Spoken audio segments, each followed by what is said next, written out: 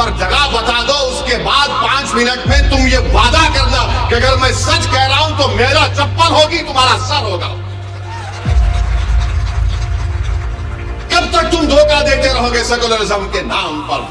पंडित नेहरू 1953 से लेकर 1964 तक मेरे पास चार्ट है जो फसादात हुए। उनका स्टीयरिंग मेरे हाथ में है तो हज हाउस नहीं बन रहा 5 साल से। स्टीयरिंग मेरे हाथ में है तो डबल बेडरूम 618 में से खाली मुसलमानों को 81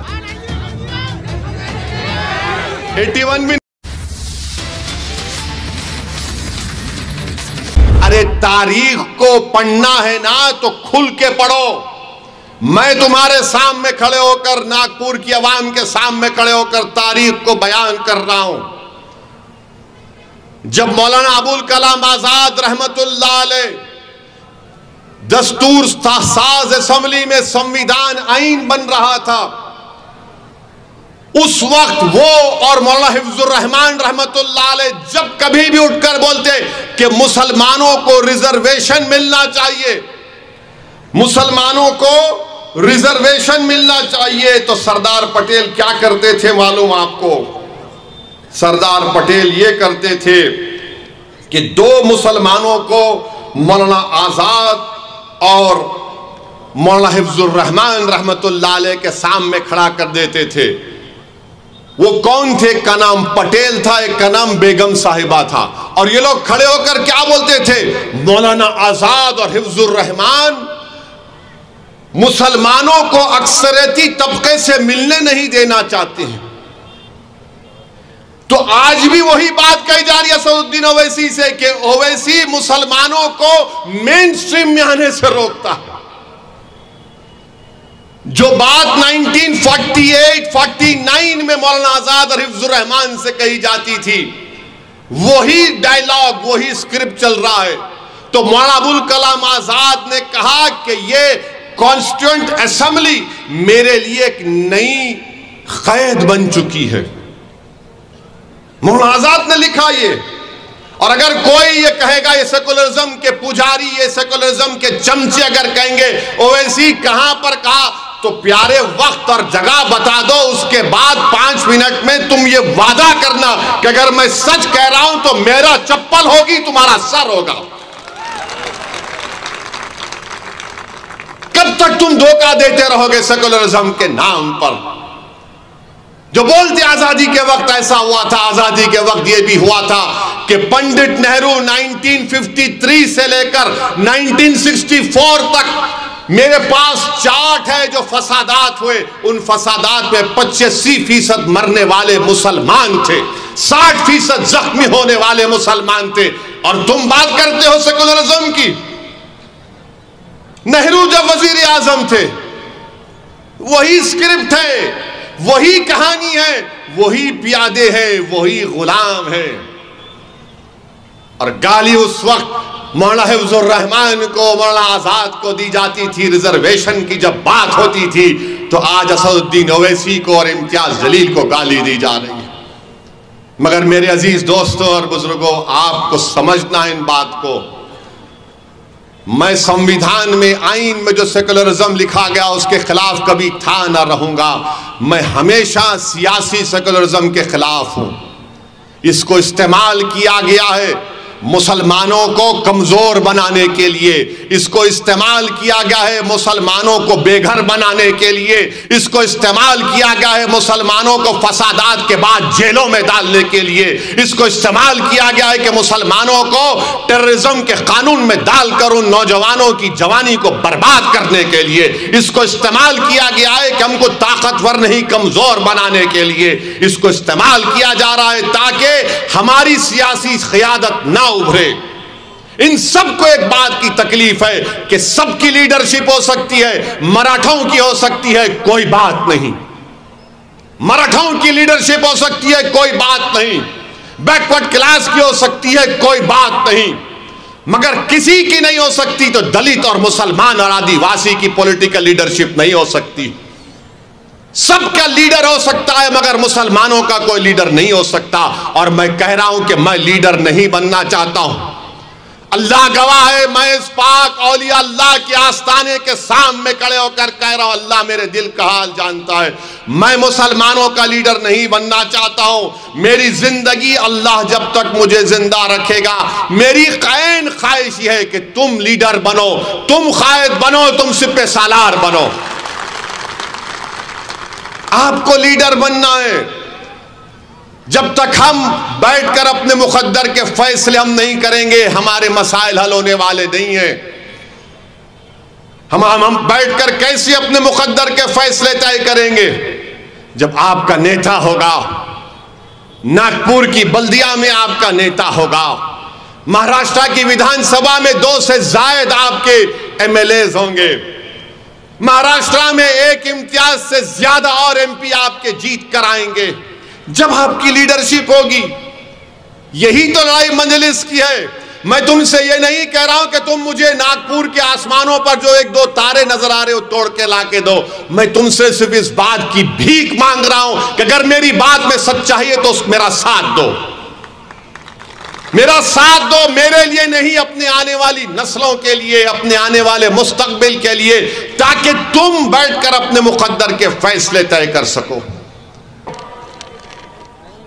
कि यहां पर ये उर्दू मीडियम का गर्ल्स जूनियर वोकेशनल कॉलेज क्यों नहीं बनाया गया? किसके हाथ में स्टीयरिंग है? फिर आप ये भी बोलो स्टीयरिंग मेरे हाथ में है तो हज हाउस नहीं बन रहा 5 साल से। स्टीयरिंग मेरे हाथ में है तो डबल बेडरूम 618 में से खाली मुसलमानों को 81 भी नहीं मिले। वापिस ले लेता हूं मैं, मगर स्टीयरिंग मेरे हाथ में है। हाँ, स्टीयरिंग मेरे हाथ में है। अच्छा, फिर अब ये देखो, यहां पर कब्रिस्तान की सारबंदी, अब तक तामीरी काम शुरू नहीं हुआ। खुर्शीद नगर में शादी खाने की अराजी 2 करोड़ रुपये मंजूर भी हो गए, मगर काम नहीं शुरू हुआ। स्टीयरिंग मेरे हाथ में है। ये फैक्ट बोल रहा हूं आपके सामने। मंजलिस के ward number 11 Ramnagar, ward number 31 Ambedkar Nagar में 1 पैसा नहीं लगाते एमएलए साहब, मगर बाजू लगाते। स्टीयरिंग मेरे हाथ में है। आदिलाबाद में इंडस्ट्रीज नहीं लगते और आदिलाबाद के रिम्स अस्पताल में बगैर नोट भी जाए नौकरी नहीं मिलती। अटेंडर की नौकरी होना 50,000 रुपये रिश्वत दो। कितना? 1 लाख। मगर स्टीयरिंग मेरे हाथ में। एक नौकरी के लिए 1 लाख, 2 लाख। सुन रहे एमएलए साहब? आप सिर्फ हुनूर कापू को भी करेंगे या सबको करेंगे? हमको बता दो आप। हमारे वार्ड में नहीं करा रहे आप, तो ये मेरे अजीज दोस्तों और बुजुर्गों, ये आप देख रहे हैं। फिर आप देखिए यहां पर इचोड़ा में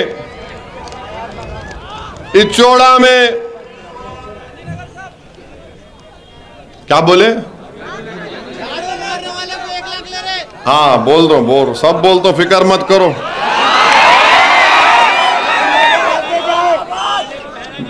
1999 में 99 में शादी खाना तामीर हुआ, मगर अब तक बराबर नहीं बना। शादी खाना वहीं का वहीं रहा। रुकने असेंबली बूथ गांधीनगर में, वहां पर जुल्म हुआ। एमएलए साहब खामोश, स्टीयरिंग मेरे हाथ में। बड़े जानवरों की गाड़ी जब्त कर ली जाती, स्टीयरिंग मेरे हाथ में।